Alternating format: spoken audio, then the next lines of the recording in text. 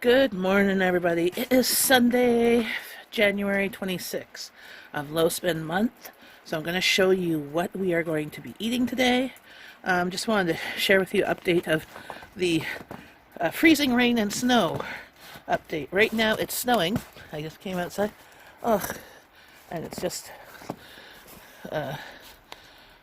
looking like slush. Oh, that's not going to be so good. There's water up to my garage door. So it's probably already going into my garage door, but I'll show you the snow.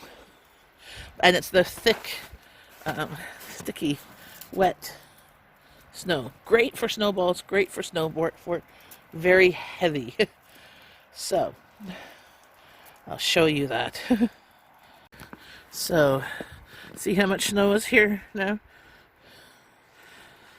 It's melting though because it's like about 0 degrees.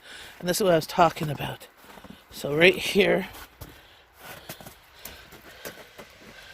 is water right up to there.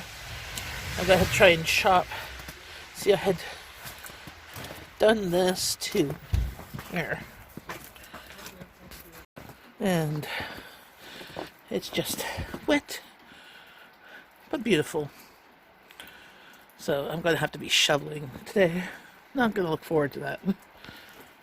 So this morning, well, I guess it's 11 o'clock, we are having the leftovers of the Chinese food for lunch. If anybody's still hungry, we do still have hot and sour soup frozen that could heat up.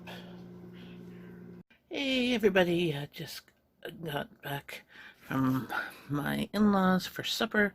We ordered Greek for supper as she didn't want to cook because she's trying to eat out her fridge and stuff like that. So she sent me home with leftovers, a bunch of tzatziki. My kids love tzatziki, so it's not going to go to waste. We have pita bread here, we have crackers.